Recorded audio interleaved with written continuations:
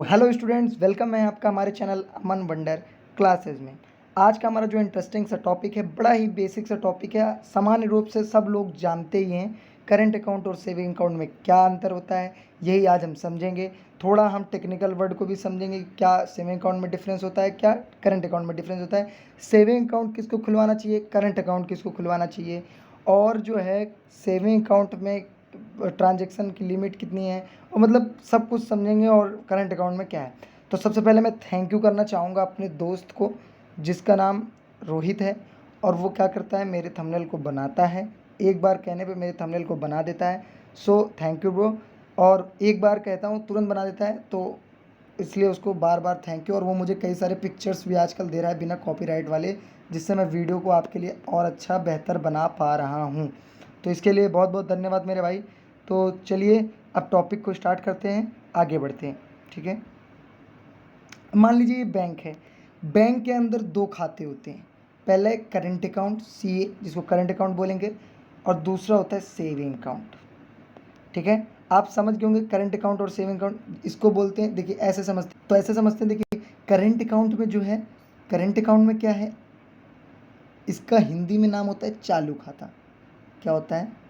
चालू। एक बार इसका कलर बदलते हैं आज। हाँ, चालू खाता। क्या होता है आपका? चालू खाता। ठीक है, अगर मैं बात करूँ सेविंग अकाउंट की, तो आपको पता ही है इसका होता है बचत खाता। बचत खाता। तो नाम में ही आपको दिख रहा है डिफरेंस। 80% डिफरेंस तो आपको नाम में ही, 90% डिफरेंस आपको नाम से ही पता चल जाता है।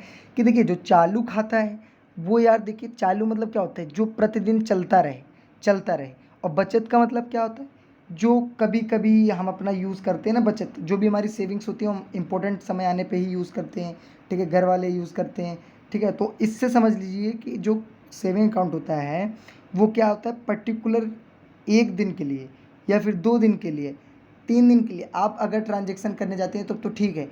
पर अगर आप पर्टिकुलर पर डे अगर जाने लगते हैं ट्रांजेक्शन करने के लिए, तो आपको वो लिमिट से पार हो जाएगा। यानी कि अगर हम यहाँ पे कहें तो सेविंग अकाउंट अगर आप खुलवाते हैं तो आपके पास लिमिट एक दी जाती है कि आप इतनी बार ट्रांजेक्शन मंथ में या साल में कर सकते हैं। और करंट अकाउंट में ऐसा बिल्कुल नहीं है, आप अनलिमिटेड ट्रांजेक्शन कर सकते हैं। ठीक है, अब यहाँ पे समझेंगे कि सेविंग अकाउंट किसको खुलवाना चाहिए और करंट अकाउंट किसको खुलवाना चाहिए। देखिए अगर आपके पास सेविंग अकाउंट है, अगर आप सेविंग अकाउंट देखिए खुलवाएंगे, तो आपको क्या रहेगा कि आपके पास लिमिट होना चाहिए। पहली बात तो क्या होना चाहिए, लिमिट होगा कि आप इतनी बारी ट्रांजेक्शन कर सकते हैं। और जाहिर सी बात है कि जो सेविंग अकाउंट होता है वो खुलवाता है जो बिजनेसमैन नहीं होता है। क्योंकि बिजनेसमैन का काम होता है प्रतिदिन ट्रांजेक्शन करना। पर डे जो रेगुलर बेसिस पे जो आपके ट्रांजेक्शन होते हैं, वो बड़े बड़े बिजनेसमैन आपके करते हैं, रिच मैन्स जो अकाउंट खुलवाते हैं। क्योंकि उनको पर्टिकुलर पर डे क्या करना होता है, ट्रांजेक्शन। जिसका भी बिजनेस होता है वो ज़्यादातर क्या कराता है, करंट अकाउंट ही खुलवाता है, चाहे वो थोड़ा उतना ज़्यादा अमीर ना रहे। क्योंकि उसको हफ्ते में, महीने में, ठीक है, या फिर रेगुलर कुछ ना कुछ ट्रांजेक्शन करना पड़ता है। तो करेंट अकाउंट में ही ऐसी सुविधा है कि आप प्रतिदिन क्या कर सकते हैं, ट्रांजेक्शन को अप्लाई कर सकते हैं। बट आपका जो सेविंग अकाउंट है, इसमें क्या है, लिमिट होती है। ये आप चीज़ समझ गए। अब दूसरी बात यहाँ समझेंगे अपने थंबनेल से। अब आपने मेरा ये थंबनेल देखा, तो इस थंबनेल में जो मेरे दोस्त ने ये चित्र बनाया है, ये जो चित्र बनाया है पहला वाला, इसमें आप देखेंगे तो एक पिगी बैंक बना हुआ है, और इसमें कैश यानी लिक्विडिटी दिख रही है आपको, तरलता, कैश भग रहा है, मतलब कैश आपको दिख रहा है, सॉरी। और इसमें क्या है, आपको सेविंग करता हुआ एक एक कॉइन दिख रहा है। तो इससे क्या समझ में आ रहा है कि जो ये सेविंग अकाउंट होता है, इसमें इतनी ज़्यादा तरलता नहीं होती कि आप प्रतिदिन जाकर कुछ कर सकें। बट आपका जो करेंट अकाउंट है वो क्या है, बढ़िया से आपको प्रतिदिन क्या दे रहा है, लिक्विडिटी देता है, आप कितनी बार भी ट्रांजेक्शन कर सकते हैं। अब यहाँ पे हम एक और डिफरेंस समझने जा रहे हैं कि फ़ायदा किस में है। आखिर फ़ायदा किस में है, प्रॉफिट किस में है हमारा, मतलब हम किस में रखें तो हमारे लिए अच्छा होगा। अगर आप मिडिल क्लास हैं और थोड़ा सा अगर आप रिच भी हैं, और अगर आपका सेविंग अकाउंट आप खुलवाना चाहते हैं, तो आपको फ़ायदा बता दें कि आपको जो सेविंग अकाउंट है उसमें 2 से 3% तक का क्या मिल जाता है, 2 से 3% तक का क्या मिल जाता है, आपको इंटरेस्ट मिल जाता है पैसे रखने के लिए। अब आप समझ रहे हैं, जो बिल्कुल बेसिक से समझ रहा है, जिसको यही नहीं पता कि सेविंग अकाउंट और करंट अकाउंट है, उसको तो अच्छा लग रहा होगा। पर हाँ, जो जानता है वो, उसको तो हाँ लगता होगा यार इंटरेस्ट तो मिलता ही है। ठीक है, तो देखिए जो बैंक अकाउंट होता है वो क्या होता है, आपको, सॉरी बैंक अकाउंट कह रहा हूँ, जो सेविंग अकाउंट होता है उसमें क्या मिलता है, आपको 2 से 3% पैसे रखने के बजाय आपको मिल जाता है इंटरेस्ट, आपको देना नहीं पड़ता। कई लोग इसको सोचते हैं देना पड़ जाता है, ऐसा नहीं, आपको मिलता है सेविंग अकाउंट में, ठीक है। पर आपको अब यहाँ पे उल्टा वाइस वर्सा अगर हम देखें तो करंट अकाउंट में ऐसा बिल्कुल नहीं है। करंट अकाउंट में नो इंटरेस्ट पे, ठीक है, आपको इंटरेस्ट बिल्कुल नहीं देता बैंक, ठीक है। आपको क्यों नहीं देता? क्योंकि आपको इतनी लिक्विडिटी वो प्रोवाइड कर रहा है, आप कभी भी ट्रांजेक्शन कर सकते हैं, कितनी बार भी ट्रांजेक्शन कर सकते हैं। हालांकि वो आपके पैसे से दूसरे को देगा लोन, वो उससे इंटरेस्ट मतलब प्रॉफिट कमाएगा। अच्छा, आप सोचते हो ना कि जब वो इंटरेस्ट भी नहीं ले रहा है तो करंट अकाउंट इतना पैसा रखने के लिए क्यों? क्योंकि वो कहीं ना कहीं उस पैसे को रखने के लिए स्थान भी घेरता होगा, ठीक है। एक अकाउंट, एक तिजोरी, एक मतलब थोड़ा मोड़ा तो हम कहें तो एक्सपेंस आता ही होगा, ठीक है। तो हम ये क्यों बैंक रखता है? क्योंकि बैंक इसलिए रखता है क्योंकि अब बैंक को भी पता है कि कोई भी अगर बिजनेसमैन है वो एक दिन में सारा पैसा नहीं विड्रॉ करेगा।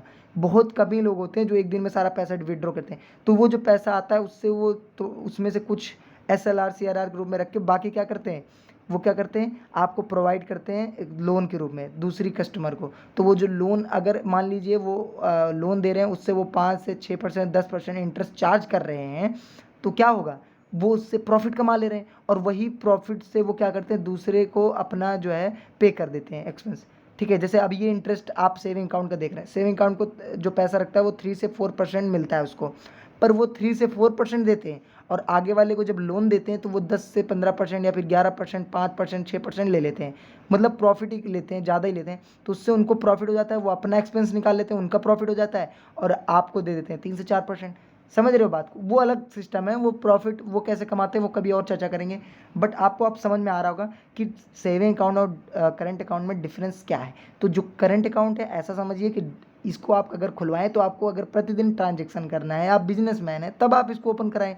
और अगर आप एक मिडिल क्लास हैं, आपको रोज़ रोज़ ट्रांजेक्शन नहीं करना है, तो आप क्यों खुलवाएंगे करंट अकाउंट? आप सेविंग अकाउंट खुलाइए, आपको प्रॉफिट भी है और आपको ऐसा भी नहीं है कि आप पैसा नहीं निकलवा सकते। कम से कम महीने में 3-4 बार ऐसा ऐसा नहीं है कि आप पैसा नहीं निकलवा सकते, बिल्कुल निकलवा सकते हैं। और कई कई बैंकों में तो अनलिमिटेड भी हो जाता है, ठीक है। अब यहाँ पे हम कुछ बैंकों को देख लेते हैं कि सेविंग अकाउंट पे कितना इंटरेस्ट अभी वो दे रहा है प्रेजेंट टाइम में।